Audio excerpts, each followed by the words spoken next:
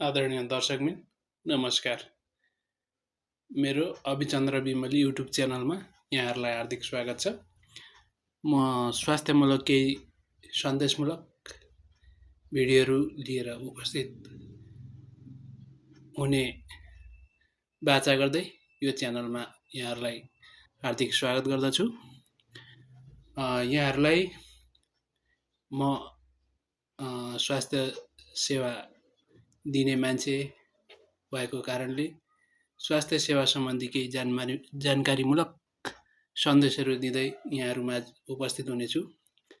आज म सर्वप्रथम एउटा म क्लिनिकमा बसिरहेको बेला कतिपय कस्टमरहरू, ग्राहकहरू अथवा बिरामीहरू आउनुहुन्छ मेरो ब्लड प्रेसर जाँच दिनु त भन्दै। यो ब्लड प्रेसर जाँच्दा बिरामीहरूले अपनाउनु पर्ने नियमहरूको आधारमा केही कुराहरू भन्न गइरहेको छु।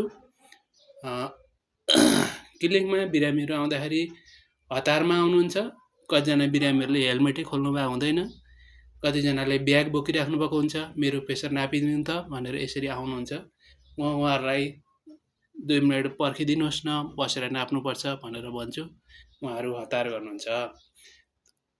यहाँहरूले ब्लड प्रेसर नाप्दा ध्यान दिनुपर्ने कुराहरू के छ भने, बिरामी होस् या नहोस्, मेरो ब्लड प्रेसर कति छ भनेर थाहा पाउनको लागि केही समयसम्म नबोलिकन धैर्य धारण गरेर आराम पोजिसनमा केही समय बिताउनु पर्ने हुन्छ।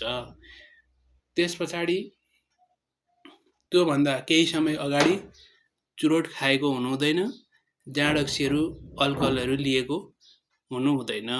चुरोट पिउनु, अल्कोहलहरू पिउनु भएको हुनु हुँदैन र केही समय आराम गरेर आफ्नो मनलाई शान्त बनाउनु पर्छ।